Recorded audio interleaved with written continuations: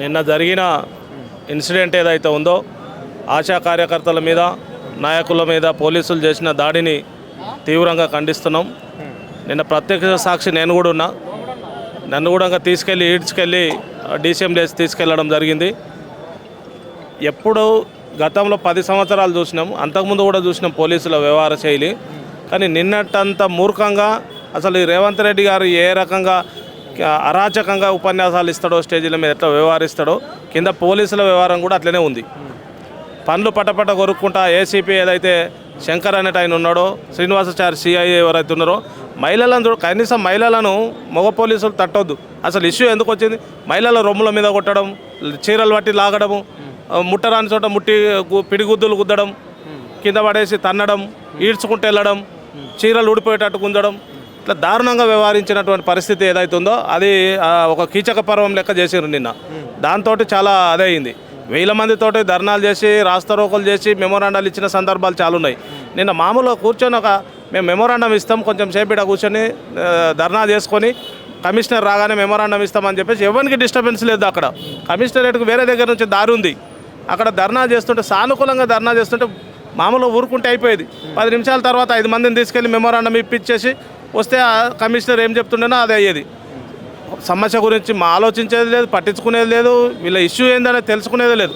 దాడులు చేసే కార్యక్రమానికి వస్తేనే ఎంబడే పూనుకోవడం జరిగింది. దాంతో చాలామందికి ఇబ్బందులు అయినటువంటి పరిస్థితి ఉంది. అసలు డీసీఎంలల్లా చిన్న చిన్న ఆటోలు, 8 సీటర్స్ ఆటోలు ఉంటాయి కదా, ఆటోలు పోయేటోళ్ళని డ్రైవర్ కానీ పిలవాలి, బెదిరియాలి, ఆపాలి, దానికి నెట్టి తోపడమే, లోపల కింద ఒకరి మీద ఒకరు వేసేయడమే, ఈ కింద పడ్డల మీద ఒకరి మీద ఒకరు వేయడమే. ఈ రకంగా విపరీతమైన ఘోరంగా వ్యవహరించినటువంటి పరిస్థితి ఉంది. దీన్ని తీవ్రంగా ఖండిస్తున్నాం.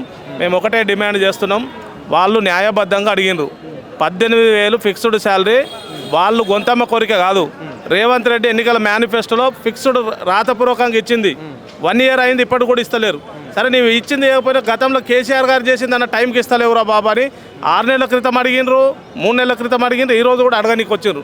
అడగనీకి వచ్చిన దానికి ఇంత దాష్టికం చేయడం అనేటటువంటి చాలా దారుణము. ఇట్లాంటి మహిళలు నిన్న ఒక తెలుగు తల్లిని, తెలంగాణ తల్లిని ప్రతిష్ఠించిండు. అంత పవిత్రమైన రోజు తల్లులు 30,000 మంది, కోట్ల మందికి సేవలు అందించేటటువంటి ఆశా కార్యకర్తలు, మరి వాళ్ళని బట్టలు ఊడదీసి విపరీతంగా కొట్టడం, పిడిగుద్దులు గుద్దడం కరెక్టా? వాళ్ళు ఒక మాతృమూర్తులే కదా, తల్లులే కదా. ఈ వాళ్ళ ఉసురంతా తలుగుతుంది. ప్రభుత్వం ఎట్టి పరిస్థితులలో ముందుకోదు. వాళ్ళంతా ఆగ్రహంతో ఉన్నారు.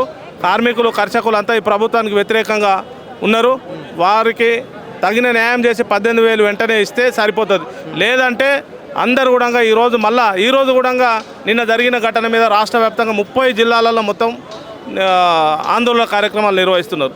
రేపు ఉద్యమం ఆగది. తప్పకుండా 30,000 మంది రోడ్ల మీదకి మళ్ళీ వస్తారు. వాళ్ళు 18,000 చేసే వరకు రేవంత్ రెడ్డి గల్ల వట్టి గొడవ చేసి అవసరం అనుకుంటే రోడ్ల మీదనే వంట వార్పు చేసి అయినా సరే సాధించుకునే వరకు ఎట్టి పరిస్థితుల్లో నిద్రపోరు. అంత తెగింపుతోటి ఉన్నారు వాళ్ళంతా. తప్పకుండా దాన్ని చూసి ప్రభుత్వం జాగ్రత్తగా ఉండాలి. పోలీసులకు సంబంధించేది మాత్రం ఫ్రెండ్లీ పోలీసు గతంలో ఎట్లున్నదో ఆ విధంగా ఉంటే సరిపోతుంది. లేకపోతే ఇట్లాంటి ప్రజలకు పోలీసులకు మధ్యన ఘర్షణలు జరిగి విపరీతమైనటువంటి ప్రతిదాడులు జరిగేటటువంటి ప్రమాదం కూడా ఉంది.